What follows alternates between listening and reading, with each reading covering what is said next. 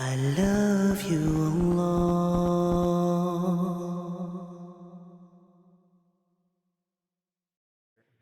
You know, shaitan wants that you worry about the future. That you just keep worrying. What's my son gonna do? Is he gonna rebel? What's my daughter gonna do? What's my husband gonna do? What's my wife gonna do? And you keep worrying about other people and what they're gonna do and how they're gonna feel. Like you're in charge of them or you're in control of them. We're barely in control of ourselves. But we think we can control what everybody else around us is gonna do and what their future is gonna be, and we wanna control their future. You'll have a mother dying every day. Why isn't my daughter who's married, why isn't she having a baby? When is she gonna have a baby? When is she gonna have a baby? And she's calling her and saying, you know, Allah wants you to have a baby. Allah doesn't want her to have a baby, you want her to have a baby. I don't know what email you got from Allah that you told her. But this is in your mind, you just want these anxieties, worldly things that you want is all you think about for the future. I don't have it, I just worry about it. I don't know why I don't have it. And you're just consumed by that, completely consumed by that.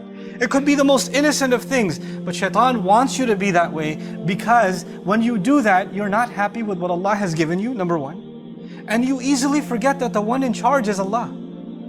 And the one in control over everyone is Allah. I am actually not in charge of my children. Once they get to a certain age, what they do is between them and Allah. All I can be is an advice, that's all I can do. But their decisions are going to be theirs. If our Messenger ﷺ can turn to his daughter and say, Ya Fatima bint Muhammad, ittaqillah fa inni la amliku laki min Allahi shay'a. Fatima, daughter of Muhammad, be mindful of God yourself because I won't have any control when it comes to standing in front of Allah. I won't be able to help you. That's what he tells his own daughter. So how do you and I think we have control over others, even within our family? He wants us to think we're in charge, and and that's actually something only Allah has the right to. But He consumes our minds with it, and of course, when you try to control people, it backfires, it never works. You can never control people. You can't control people.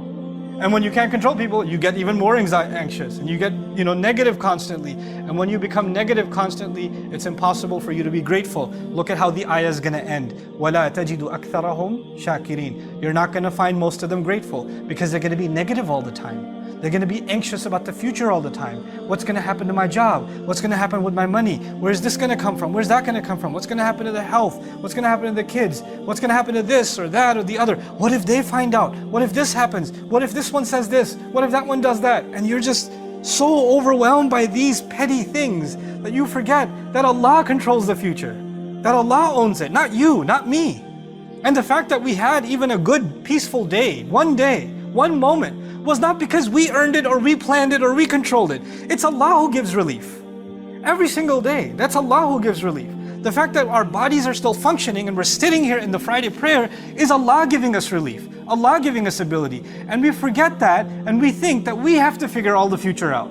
We have to control all the outcomes. And that's one of the things shaitan wants, is to make you confused about thinking that you have something to do with the future. One of the greatest tricks of the shaitan is to make you pessimistic about the future. Nothing's going to work out, it's all going to be bad, nothing ever worked anyway, it's always going to fail. You become so negative that not only are you negative about your own self, your negativity becomes infectious. Even people around you. Somebody's happy about something, somebody graduated, you're like, yeah, but you're not really going to get a job. You just have to throw in some kind of negative, because, just our luck. Runs in the family, don't worry about it. This is the pessimism of the devil. He wants that from you, because if a person is pessimistic, then how can they have pessimism and hope in Allah? How can they have pessimism and reliance in Allah? Then with what heart are they making dua to Allah? If they've already accepted defeat inside, then nothing's going to work out. Then they have no expectation from Allah. Then they're the most essential relationship we have with Allah, which is that of asking Him, having hope in Him. You cut that off. You're hopeless. And what is shaitan by definition? He's hopeless. By definition, he's hopeless. And he wants you to become hopeless. These are his attacks from the front.